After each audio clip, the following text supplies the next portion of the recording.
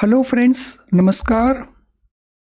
Reserve bank of India ने अब किस नेशनलाइज्ड बैंक के ऊपर पेनल्टी इंपोज की, कितनी पेनल्टी इंपोज की, किस बैंक के ऊपर इंपोज की और क्यों इंपोज की, हमारे लिए इसमें जानने के लिए या लर्न करने के लिए क्या है, तो इसी को हम इस सेशन में डिस्कस कर रहे हैं।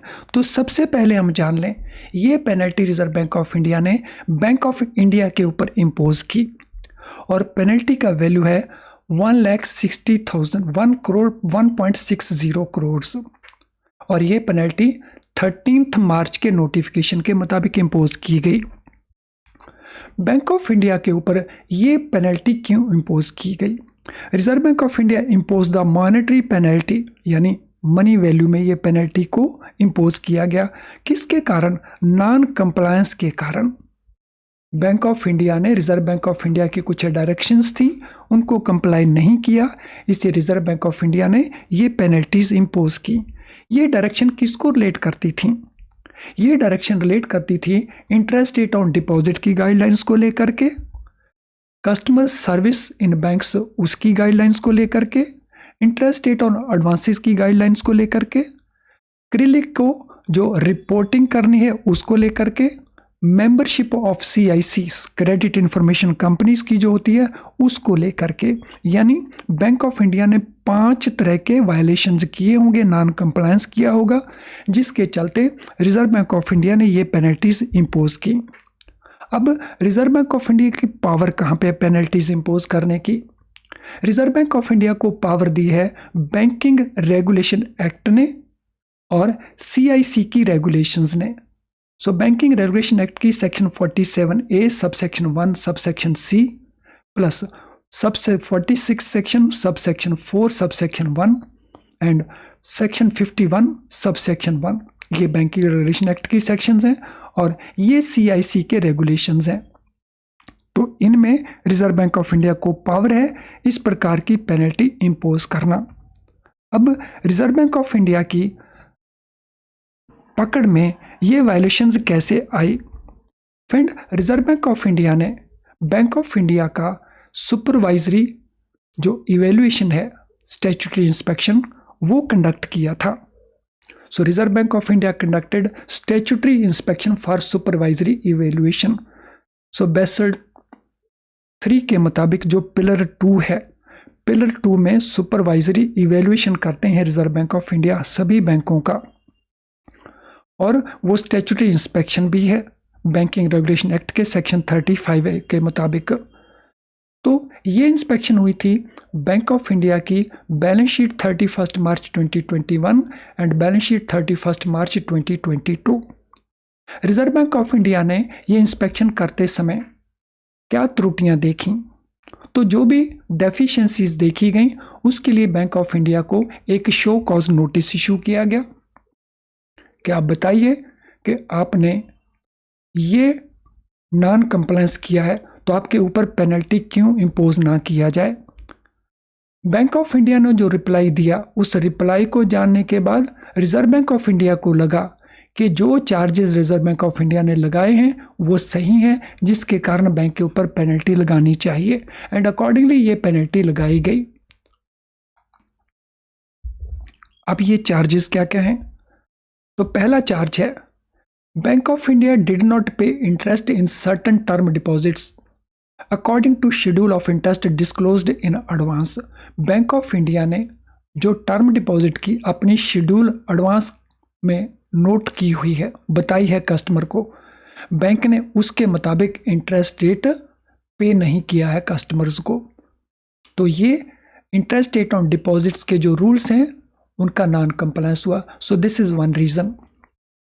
Second, bank of India had levied SMS alert charges from customers based on invalid mobile numbers and not on actual usage basis. तो बैंक ऑफ इंडिया ने क्या किया? SMS अलर्ट चार्जेस रिकवर कर लिए कस्टमर से, और वो वैलिड मोबाइल नंबर्स के ऊपर बेस्ड नहीं थे और ना ही एक्चुअल यूजेस बेसिस के ऊपर थे।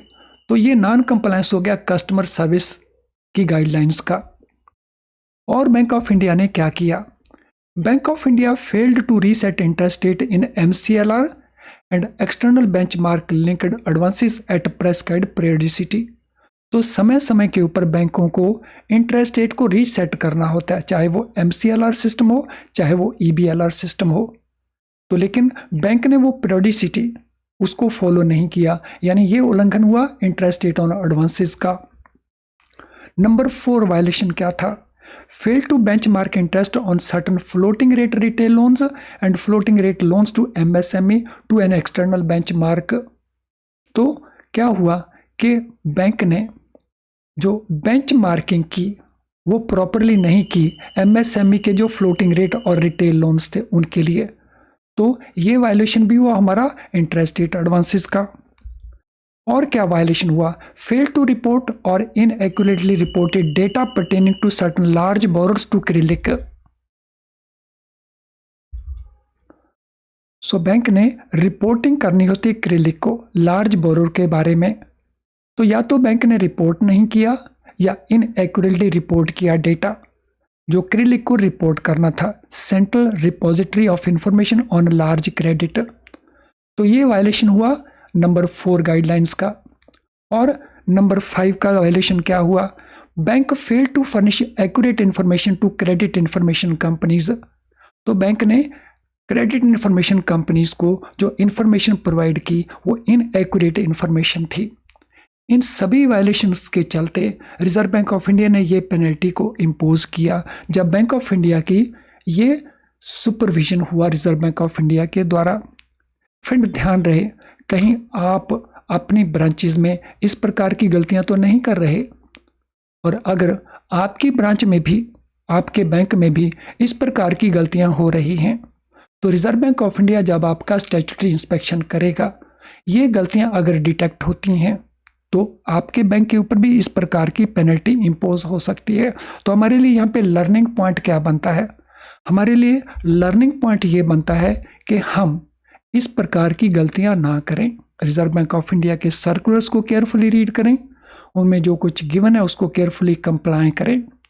फ्रेंड्स, आई एम श्योर आज का ये सेशन आपको यूज़फुल लगा होगा।